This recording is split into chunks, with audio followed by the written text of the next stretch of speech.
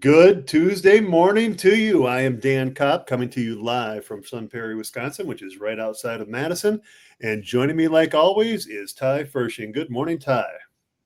Good morning, Dan. Hope everything is okay out there. As usual, I'm coming from Entebbe, Uganda. It's very hot here because it's summertime.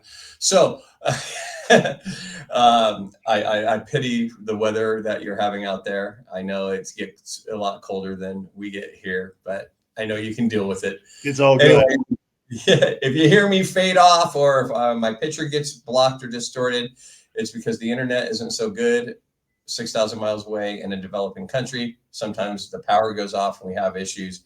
If that happens, Dan, of course, will take over until I somehow miraculously appear on the other end again. Right on. All right. Well, today, before we get into today's topic, I'd like to remind you, if you'd like to interact with Ty and or me, our emails are at the bottom of the screen. You can join us in the Enhanced Leadership Project. I'm Dan at danaleadingbuffalo.com and Ty is at ty@tradesecrets.com. Additionally, feel free to DM us directly on LinkedIn. Also, we have a YouTube channel called the Enhanced Leadership Project channel. So feel free to get this episode and others. You can go and browse our catalog and check us out, and then feel free to reach out. We would love to work with you, and we work with leaders from all levels of an organization, and even solopreneurs. So yes, solopreneurs, you are leaders too. All right, so today's topic: how great leaders build trust through accountability to their people and organization. So I sort of ended my preamble with talking about solopreneurs, and I'm going to start there today. What's a solopreneur got to do with leadership, and what people accountability to their people and organization? Well, their people, that's a broad term. You can conceptually think of in an organization with more than one person. Your people are the people around you, whether they're your coworkers, people above you, below you in the organizational chart. But if you're a solopreneur and you're out there on your own, or you and your partner are doing your thing, you don't have a lot of people conceptually in your organization, but you have people in your area of influence, whether they're customers or clients. Maybe you've got suppliers, vendors with whom you work to get your raw materials, whatever. You've got people you've got to be accountable to, whether it's ordering something appropriately in the right amount of time so they can get it to you in the right amount of time, paying the invoice correctly and on time, or looking through the lens of looking at your clients. Maybe it's talking to your clients to make sure they're getting what they need. I had two businesses at one point in time, and one of them was sort of hands off once our clients were in the system doing their thing. So I had on my calendar quarterly, reach out to clients to make sure everything's okay. So I'd send them an email. How is everything going? Do you need me? Do you have any questions? Do you have any input about how our services could be changed to better meet your needs, etc.? And never did they come back with anything other than, hey, all systems go on our end. We're good. Thanks for checking in.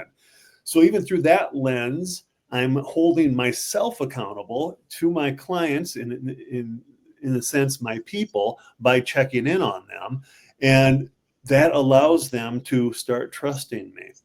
Because when picture a new leader stepping foot into an organization that you're not a solopreneur, you're stepping into an organization like, all right, there should be no trust at all. Just because I'm hired at a new organization doesn't mean people by default are going to trust me.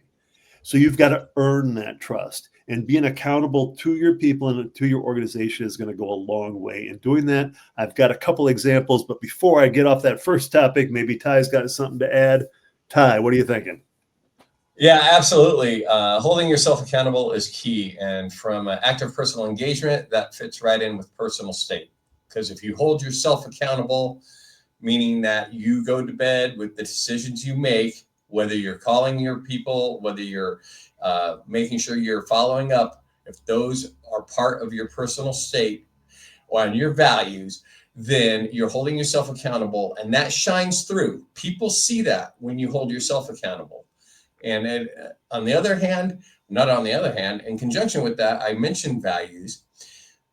As a solopreneur, hopefully you're in a business, your business that you want, and the business matches up with your personal values. Even not a solopreneur, if you're in an organization and the organizational values don't match up with the personal values, you're in the wrong spot. Yeah. Time to get out. Yeah, I was in a situation like that one time. I was in a situation. Okay, I know I can make some potential money to start this other project, but it was driving me nuts. I couldn't sleep at night because there were some things going on that didn't just sit well with me. And my friends go, well, not my friends, I guess, anymore. They're like, well, you're just doing it. It's an ends to a it's a means to an end. You know, keep along. You can get the money and then you can do your project. I go, yeah, but in the meantime, I'm compromising my values, and that doesn't sit well with me. So I distanced myself from that project and just did what I wanted to do in the first place. So you have to be aware that holding yourself accountable means holding yourself accountable. It doesn't mean, oh, well, I'll just do this for a little while until I get this next thing going on, because you never know if this next thing is going to happen. You may believe it's going to happen soon, but then you find yourself in the same job that you're trying to use as a stepping stone for 5-6 years, and then you're stuck because you're compromised your values. You can't move as easy as you can, because as you spend more time in an organization, it gets more difficult to switch gears and change another organization unless you have the groundwork or the framework. And we can talk about that preparation in another discussion. But Dan, I agree with you 100% that holding yourself accountable and your values better align with your organizational values and the values of your customers, or who your target audience is. right on. In regard to what you said about the longer you stay there, the harder it is to leave. Organizationally, that might be the case too, where I've worked with enough organizations that I've seen behind the curtain, if you will, that they'll front end a lot of high value raises, and then employees are 5-6 years in and they realize, wow, I'm really above market value right now. I can't afford to leave. But what they don't realize is they're not aligned with their personal values, and I've seen this in action. So you maybe got a 7% raise the first 5 years, but all of a sudden you're locked in, like, my gosh, look where I am. And then all of a sudden it's a 5%. And then a year later, it's a 4% and a 3%. And well, shoot, now I'm 11 or 12 years in and I'm right at market value. Whereas, I missed my opportunity to leave. Or I've got benefits and there's vesting that occurs that I can't leave because I've got this benefit in 5 years. I've got to stay. So there's the hooks that employers get, which they work at times, but I counsel employers, don't trick people into staying, because if you've got to trick them into staying, they don't belong there, and you need to find people who fit. So don't signing bonus. A signing bonus. Yeah, a signing bonus. Put that into a compensation package, not a sign. Don't sign just be. That's pointless. So other things. How to I offhandedly mentioned, you're new in an organization, you're the leader, or you've got a team and you're the new leader of this team. How do you build trust without having done anything? I'm here. Trust me, people. Well, no. Why should they? I've done that. I've been in front of an organization, 250 new employees. I'm the new CEO. And I said, you aren't wrong for not trusting me. I've done nothing to earn it. But keep in mind, I haven't done anything to cause you to not trust me either. So I'm going to work to build that where we are at neutral to a point where you can actually trust me. And through the accountability lens, it's things like being open with communication. If we're behind the scenes through a management lens looking at benefits or compensation, and we change something, or we're thinking about changing something, communicate that.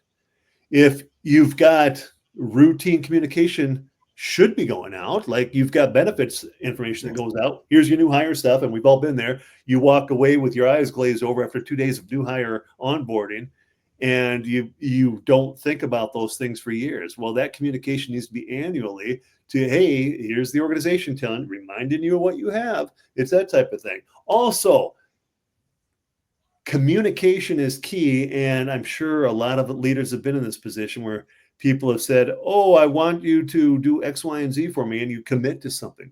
Follow through. So if somebody says, hey, I need to talk to you later at 3, well, you better go find them at 3 or schedule an appointment or whatever. Make that happen. Or it's okay not to know everything, so don't get me wrong. So if somebody says, hey, I've got a question about X, Y, and Z, and you say, I don't know, but I'll get back to you. Get back to them once you have the answer. It's okay not to know everything, but if you commit to getting back to them, get back to them. That builds trust. That's holding yourself accountable, and they can look at you as a person of your word, as opposed to just some figurehead who's got the title now and he or she's in charge, and this too shall pass. So look how you conduct yourself, how you communicate, what you're communicating, what you're committing to, what you're following through on. All those things are about accountability, and the more often you focus on those and do them correctly, your success rate increases dramatically, and the ability for your people, again, whether it's clients, customers, coworkers, bosses, subordinates, whatever, they're more inclined to start trusting you. So follow through, communicate, moral, ethical, all that type of stuff, and you will build trust. But it starts with accountability. Yeah, absolutely. And accountability it's really a two-way street. Okay. And what I mean by that is you want to address accountability for yourself, but also you want to address accountability for your employees, but not, and man, I hate sounding like a lovey-dovey person because I'm not, not as a punitive measure, right? You don't always want to be accountable, have your accountability standards be, okay, it's punitive, but you want to foster an environment that people, if they aren't accountable or they make a mistake and they're not being accountable to the goal that they're supposed to be, because that's part of accountability too, right? That they aren't in an environment where they're afraid to say anything. Okay, where they can say, look, where they can own it and they know they're not going to get killed. Now, granted, there's times when even if it seems like a little bit mistake, but it was crucial for the project, sometimes the penalty has to be steep, because if you consider a little mistake, then we have an issue.